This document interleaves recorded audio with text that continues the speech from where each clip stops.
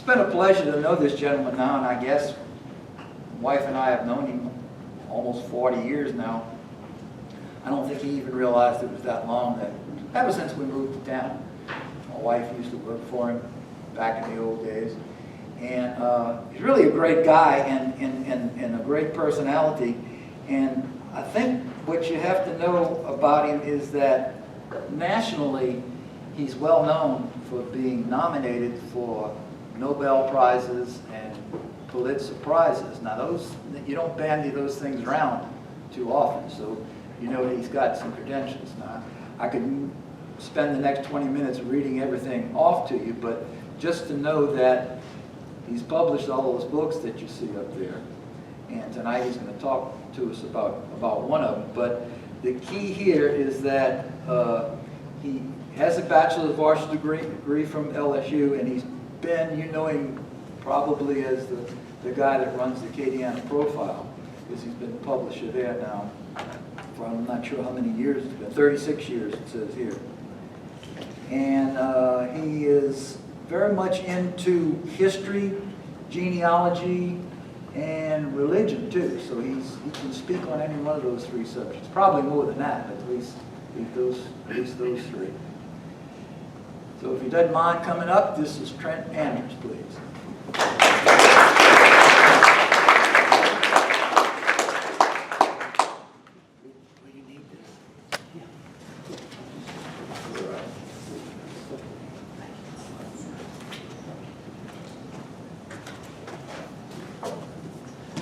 Thank you very much, Herb.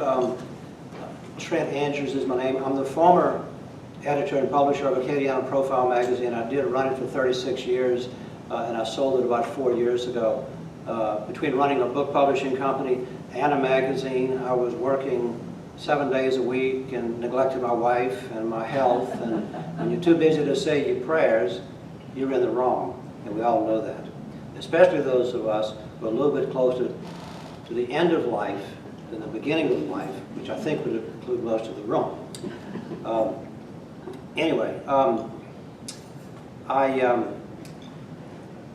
The title of the talk is kind of a potpourri, if you will. It's history, genealogy, and the power of positive thinking.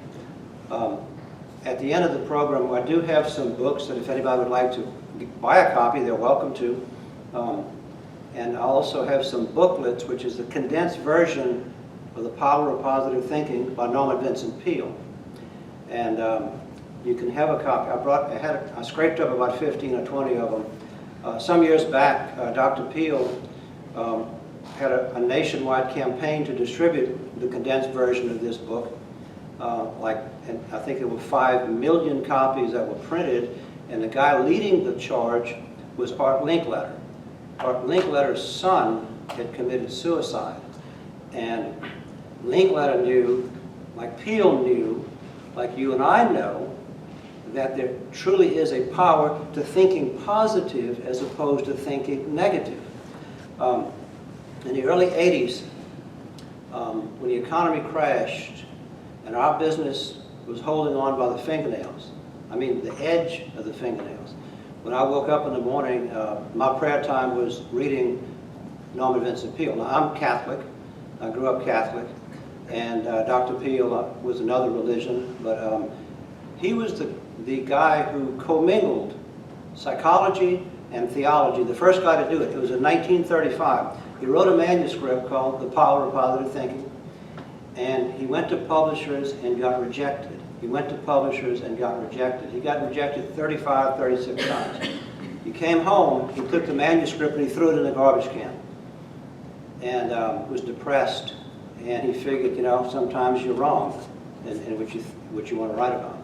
Well, his wife, Ruth, dredged it up and said, Norman, if you believe anything that you've written, you're going to take this manuscript and you're going to go back out on the street and you're going to keep trying to sell this thing. And so he did, and the next publisher he went to scooped it up, wrote a contract, and the book went on to be the best-selling motivational book in the history of any other motivational book. And again, it commingled the Judeo-Christian traditions with positive mental attitude. One of the things he said was, which I memorized because I've said it 1,000 times in my thoughts and meditations, is if you or I or anyone constantly think of the things that are against us, then we'll give them a power over us that they don't actually possess. However, if you do stop and you do count your blessings, then with God's help you'll move from victory to victory. And that's not just fancy talk. It's absolutely, positively true. It's also scripturally sound. Anyway, so I was going to a book publishing convention in New York in 1990, I think it was, and I decided I was going to take the train up to Paulding, New York, to go meet Dr. Peel and tell him, you know, what I've admired his writing and so forth. And so the office gave my wife and I some flack about meeting him. He was a busy man, he was getting old and all of that. I said, well, tell him Trent Andrews wants to see him. He said, who are you? And of course I was like, nobody. But I said, I'm going to practice the positive mentality. And so he said, oh, well, yeah, have Mr. Andrews come see me. I'll meet with him for a photo op for a few minutes. Well, my wife and I got there, and it was Dr. Peel and his daughter. He said, come on in, young man. He says, so what do you do? I said, well, I'm a newspaper man. He stopped dead in his tracks. He said, I wanted to be a newspaper man. My daddy made me go into the ministry. He said, let's talk. So instead of a 2-minute visit and a photo op, we sat down for 45 minutes. And he just wanted to talk to a newspaper man because that's what he really wanted to be. He was painfully, deathly shy. Anyway, so some of these books I've written, some of these books were written by other people. But we have a new book, it just came out, it's written by Father Jerome Nere at Grand Coteau. Does anybody here have any family history that goes back to Grand Coteau? 1, 2, 3, 4, 17. Yeah. You know those old graveyards behind Our Lady of the Oaks Retreat House? And you know the new graveyard behind St. Charles Borromeo Church where the Jesuits are buried? This book by Father Jerome Nere contains stories on about half of the men who are buried in that graveyard. About half of the men. Father Nere,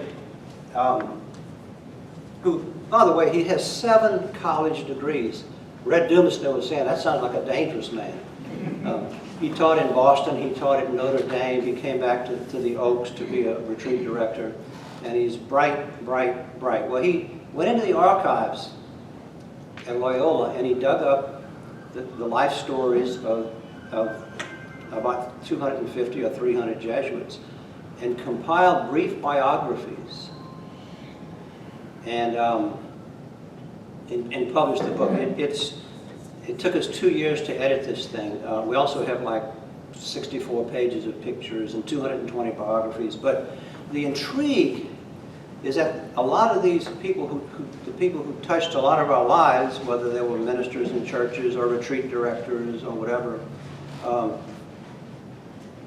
that's who's in the book. We know these people. Father Coco, who played the clarinet. Father McGill, the genius Jesuit, the quintessential Jesuit who was just a magnificent preacher. And the list goes on and on and on. But, oh, and by the way, did you know that there's a Jesuit martyr whose sister lives in Lafayette? And her name is Gertrude Dumasnil. That's Red Dumasnil's wife. They're from Jennings, and they were Hebers. And he was killed in Sri Lanka, and he was a martyr trying to make peace between the warring factions in it was called Ceylon at the time. It's called Sri Lanka right now. Anyway, but he's one of the people featured. Speaking of Hebers, I guess y'all know that Heber is the most extensive Akkadian family name of all the Akkadian names. And I'm one of them, by the way. Her mother was an Heber from Jeanneret. And anyway, my dad's people was Angers or Angers, which is French. And oh, by the way, Dad's people were run out of France. I know this about family history. I don't know. My brother's the one in my family who was bitten, who has the genealogy bug. It's like malaria. Once you're bitten, they say you're bitten for life, huh? So he knows more about it than I do. But so Dad's people were French Huguenots and run out of France for being Catholic, for being Protestant. My mama's people, a couple of generations back, my mama's people were French Acadians and were run out of Nova Scotia for being French and for being Catholic. And so you might understand that we have something of an ecumenical attitude in our family.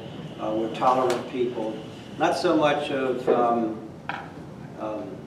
violent religions, but anyway, in terms of things within the Judeo-Christian or various other faiths, yes. So I want to get over to talk for a brief minute, a few minutes about this book, which is called The Forgotten Hero of My Life, the Hugh Thompson story. This is a revised edition, which just came out about a year ago. It contains a new piece of American history that nobody has ever heard of, and I'm wondering if you might be interested in hearing that. Here's the skinny, that after several years of research, with the help of a professional researcher in Washington, D.C., as well as at the Nixon Library, I have pieced together the story that shows that President Nixon initiated the effort to sabotage the My Lai massacre trials so that no American would be convicted of a war crime. You may recall that Lieutenant William Calley was the only guy convicted of anything. There were 15 men recommended for court-martial. 5 were actually tried. And President Nixon, with the help of F. Edward Hebert, our congressman, and Mandel Rivers, a congressman from South Carolina, they set about the business of trying to undermine and to sabotage the trials because we were in the middle of a war and Nixon did not want it recorded on his watch that people were convicted of war crimes in the middle of the war.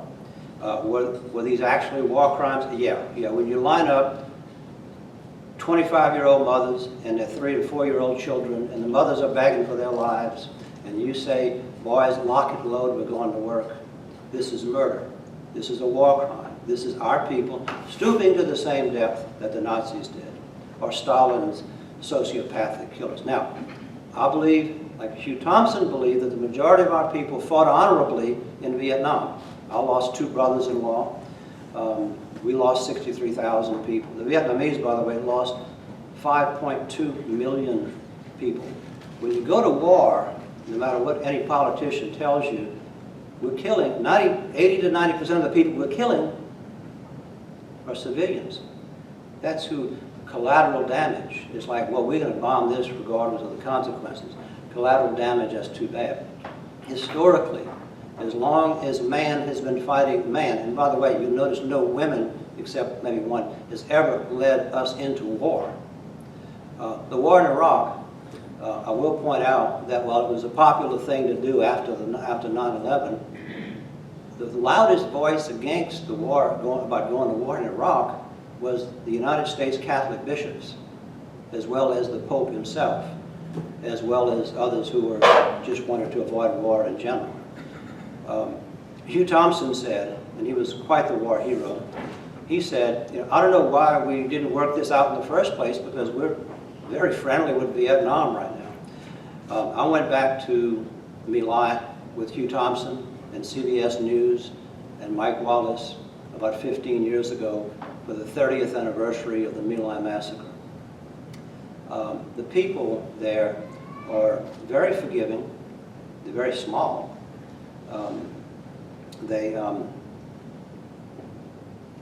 They've suffered much. They don't really care to recall history.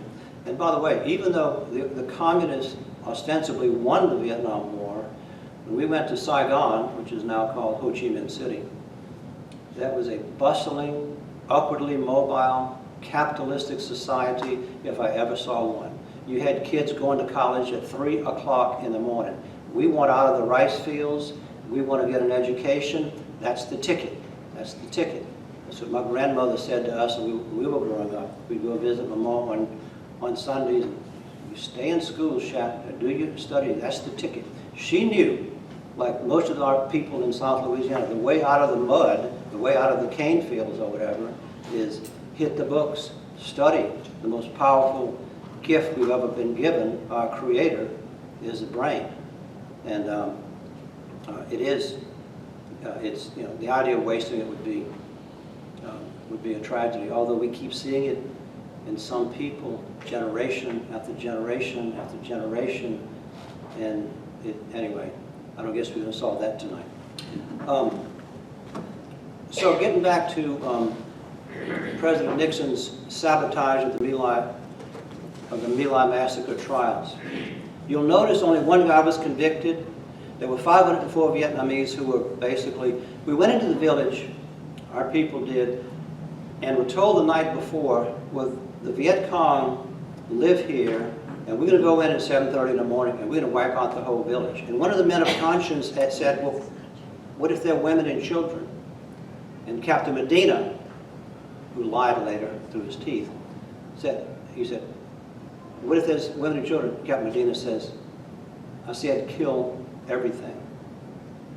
And this is going to be vengeance for your buddies who got killed by snipers and booby traps and landmines.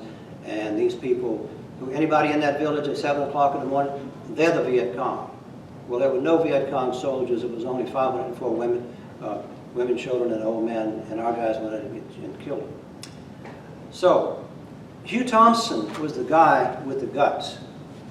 He set his chopper down during the middle of the My Lai massacre after he spotted this. He ordered his gunner to train his weapon on American soldiers who were committing war crimes. And he essentially stopped the My Lai massacre.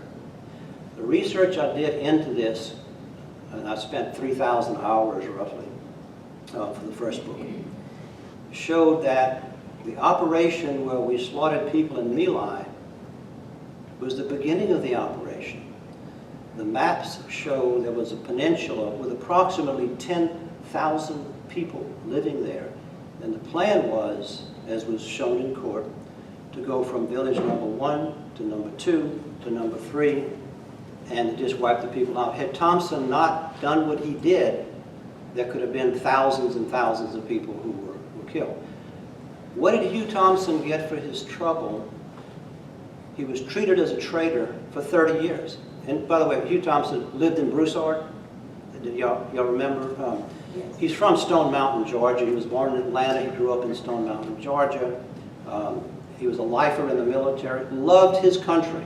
Very patriotic guy. We were on a book signing tour in California, and some of the guys figured, oh, this is a anti-war kind of a guy. And Hugh said, no, you got me mixed up with somebody else. Hugh was 60 at the time. He said, no, if my country calls me to defend her, he said, I'm back in uniform in the morning. He said, just tell me where I need to go.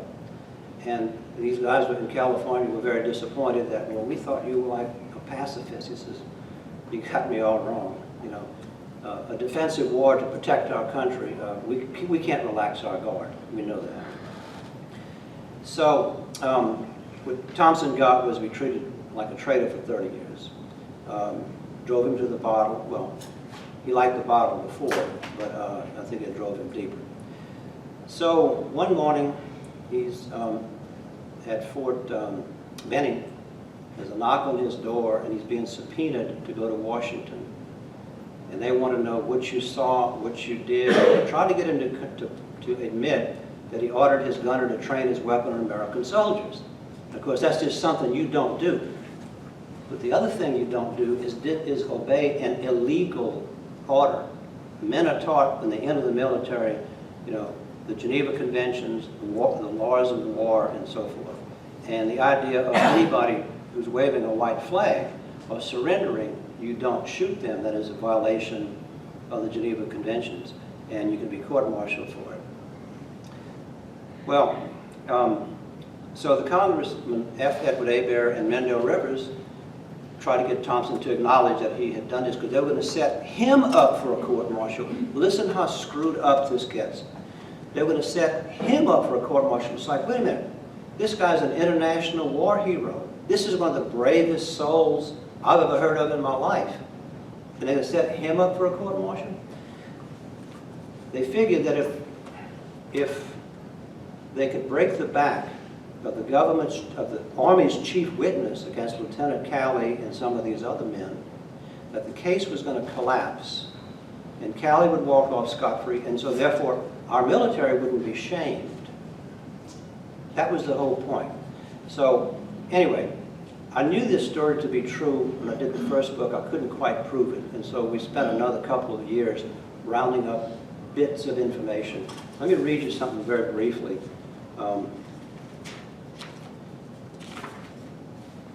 So there's a meeting between President Richard Nixon and H.R. Haldeman, his chief of staff. Haldeman takes notes. Haldeman is a good soldier. He does what the president tells him to do. So the notes that he's taking in the meeting with Nixon, and this was kind of the smoking gun that made me believe that this story was true. It says, Task Force My Lai, and it lists 4 people, including, by the way, one who's still alive, Patrick Buchanan.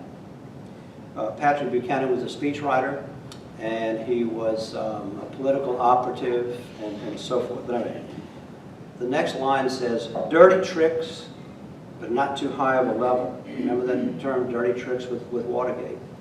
By the way, this happened before Watergate, and if this information had leaked out then, I believe that Nixon would have been impeached for obstruction of justice before Watergate.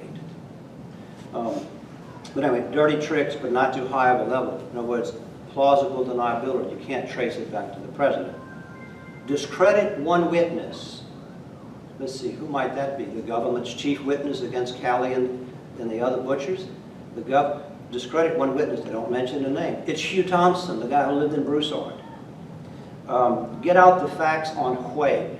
Hue was a beautiful city in Vietnam that took the brunt of the Tet Offensive about 6 or 8 weeks before the My Lai massacre, so in February of 1968. What they wanted to show, the Viet Cong went in and then slaughtered 3,000 Vietnamese people and sold Americans, and primarily Vietnamese business people, priests, monks, scholars, business owners. Anyway, pushed the administration line. And the administration line was that, well, you see, the White House was just besieged by all this bad news. The story broke that there had been a massacre in My Lai. And a lot of people, nobody wanted to believe it. A lot of people didn't believe it. Well, then the photographs that were published in Life magazine around 1970 that showed the evidence of the My Lai massacre. Well, this was all coming down on Nixon's head. By the way, I want to hasten to say, Nixon wasn't in charge when the My Lai massacre went down. It was Johnson. It was Johnson who was in charge. And Nixon inherited it. So he had to do something. And anyway, and by the way, I don't have any political axe to grind or anything. I'm just reporting, as we say. After he says push the administration line, it also says we may have to use a senator or two.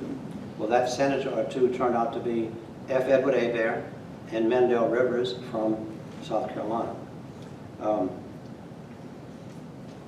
Anyway, so that was the handwritten note that that was used to initiate what the congressman did in their interrogation of Hugh Thompson. So he got out, though. He came 1 inch away from going AWOL. He was going to fly to Canada, where he'd be out of the jurisdiction of the United States Army, and he was going to basically, he thought about deserting. It was the bourbon talking, by the way. And so, but when he thought about it a little bit further, he said, I could see the headlines now in my hometown newspaper. Thompson deserts Army, brings shame on his family. And he said, you know what? He said,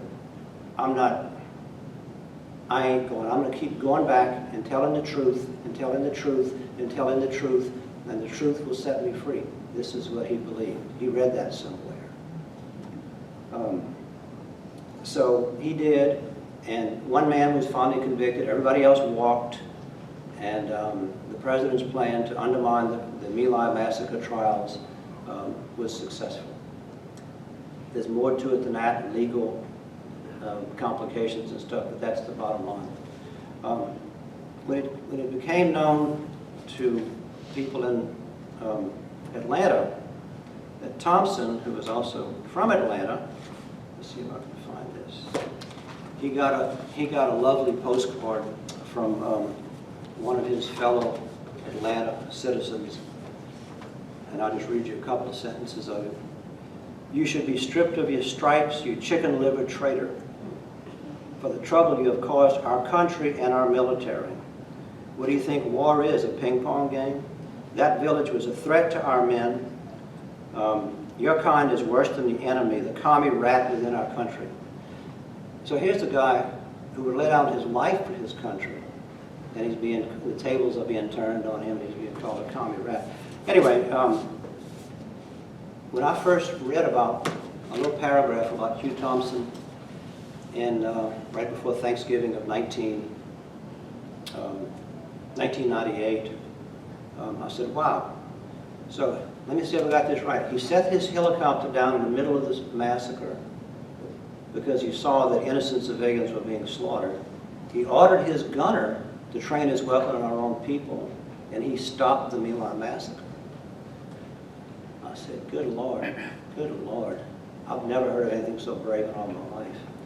So I said, I'm going to go out and find this guy, and I'm going to shake his hand and buy him a drink or whatever. And we met about a week later, and he had this historian lined up to write his life story, some hot shot from Washington. And long story short, I ended up getting the contract to be his biographer. When I was flying to Vietnam right after that, the thought occurred to me that telling his story, this is what I was put on this earth to do, is to try to be a shepherd of this story. I'd like to point out too that a big screen movie has been made. The screenplay has been written. We're trying to get a movie deal. We changed ages. We had a guy in Los Angeles. See if you can identify with this.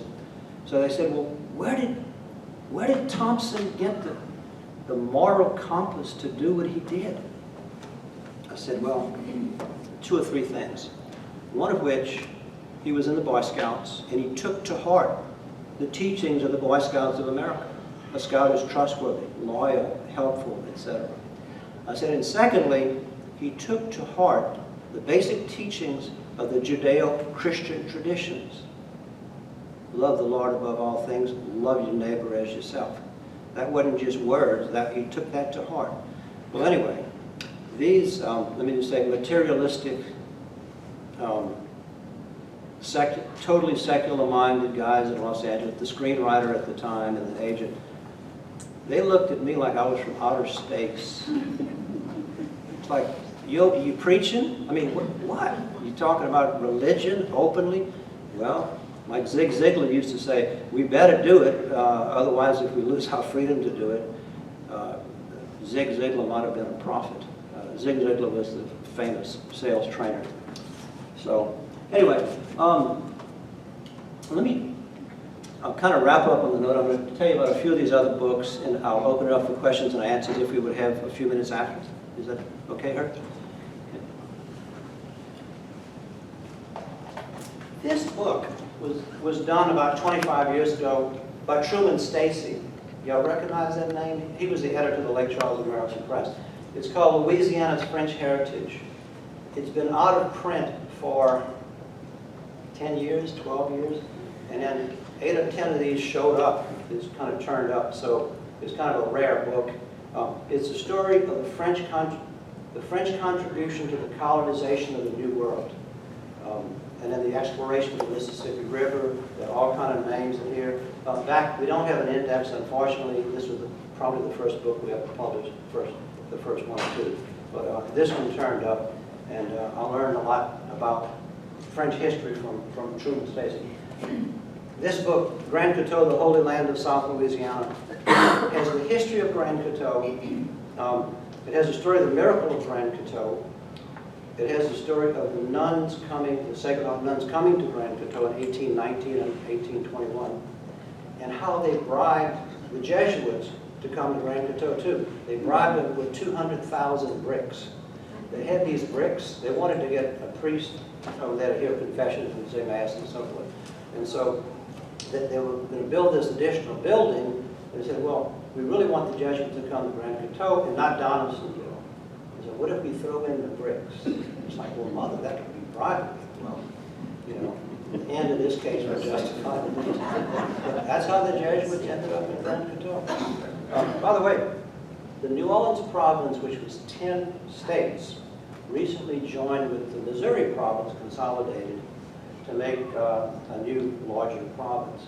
There are about 40 men in formation to be priests in Grand Coteau. This is the largest concentration of Jesuits in North America who are en route to the priesthood.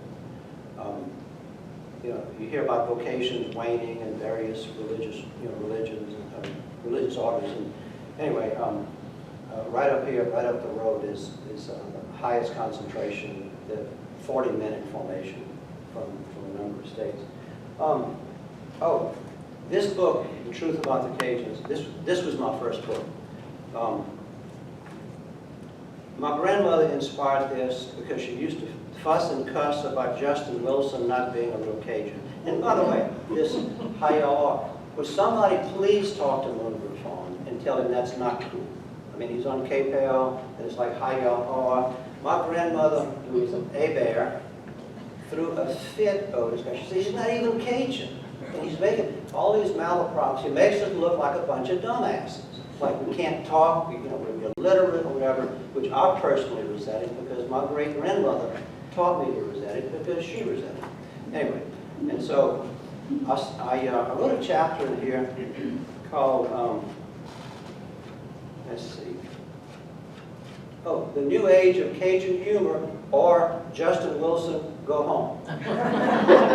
Well, 6 months after the book came out, I bumped into Mr. Justin.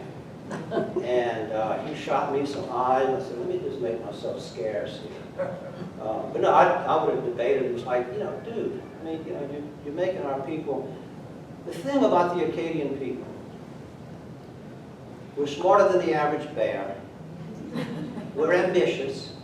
We're inventive. One of the highest concentrations of inventions in the world is in South Louisiana. This is the workboat capital of America. We've invented more workboats, crew boats, tugboats, oil technology, whatever. This is people like Trahans and Robichauds and LeBlancs, by the way. When the people in the North Sea want to know something about drilling, deep well drilling, they're over here. We know, we invented all this stuff. Anyway, so the book was designed to dispel the myths and the stereotypes about the Cajun people. The way that some of the national media, newspapers and magazines would do, not to mention Hollywood, would portray that our people, our lives revolve around eating, drinking, and dancing, and we're simple-minded people who aspire to nothing more than the Saturday night dance and the next can of beer. That's the picture that was painted. So it ticked me off, and so when I was 40 years old, I sat down on the couch. I said, it's time to write a book, and so I wrote my first paragraph. And then went to bed, and then got up in the morning and continued it. And so it was a little controversial. Some people didn't like it. I just didn't like the dignity of our people being undermined or assaulted by people who didn't know what they were talking about. Y'all with me on that? Yeah. So this is the last thing I'll mention. This is the 10th anniversary of Hurricane Katrina, as y'all know, and over 1,800 people died, most of those in New Orleans. Well, this crazy couple from Robridge named Doug Bienvenu and Drew LeBlanc took their airboat into New Orleans, lied their way past the cops, got in there and had 200 people on dry ground before sunset, before the government figured out what to do. And went back the next day and the next day. So now Drew had bad kidney trouble, bad kidney disease. And Doug is an ex-convict. Doug is considered by his community of St. Martinville, Pavon. You know, pop on, not doing like worse than no good. So I believe, and maybe you do too, that there's redeeming factors in all of us. All of us, none of us is beyond redemption. So what Doug did, even though Doug was in trouble with the law a lot. Doug had his own cell in the St. Martin Parish. He did. Every weekend he'd get liquored up and he'd get into a fist fight with somebody, drag him into, he'd win most of the fights. He tried to convince me of that when I was writing the book.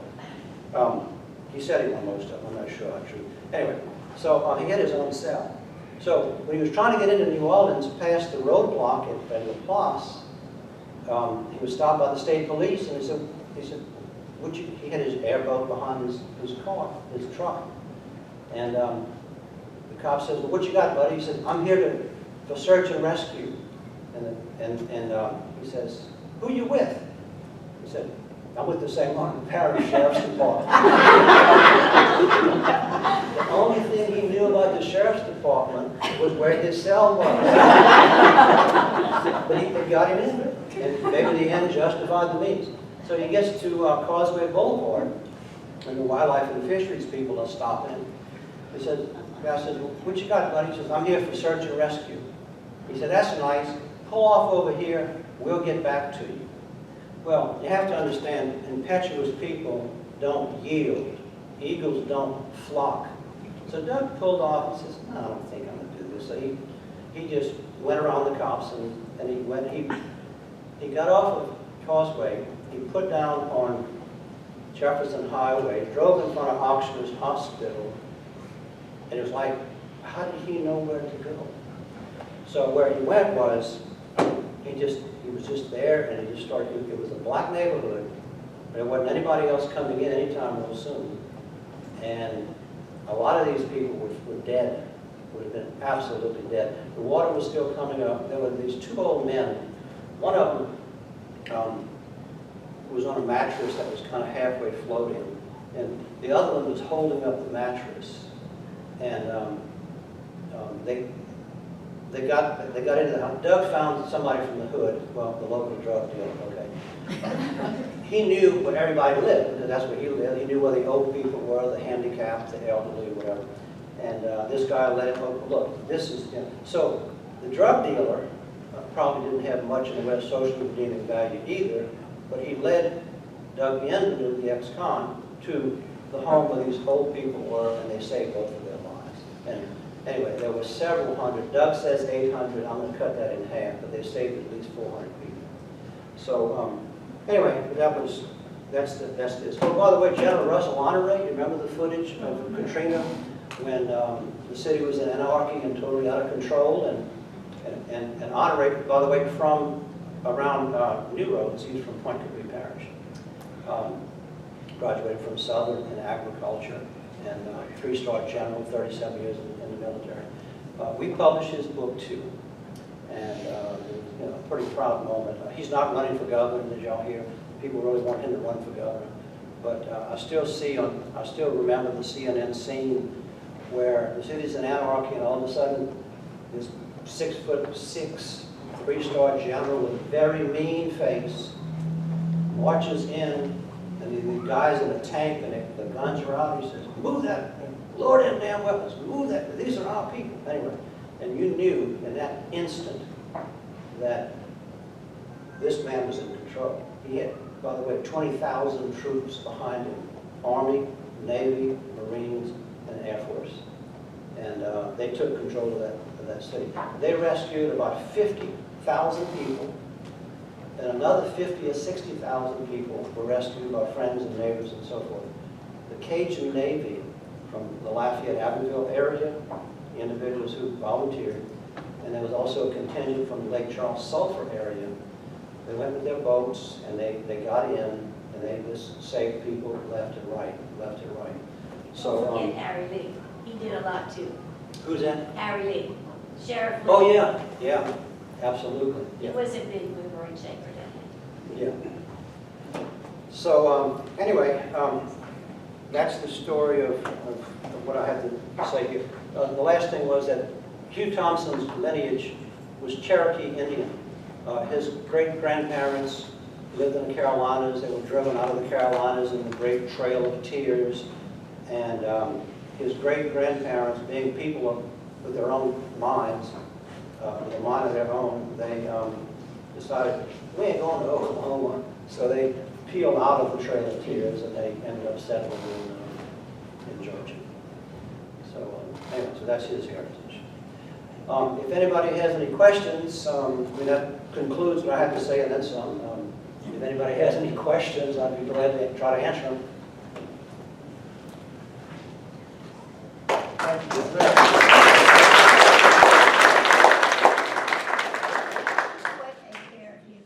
What lineage of Bayberry?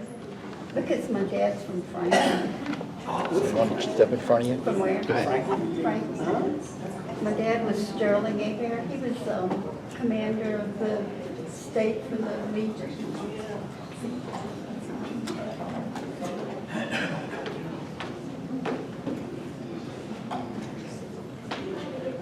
I'd like to present this memoir to Trent. This is the latest and greatest of our history data from all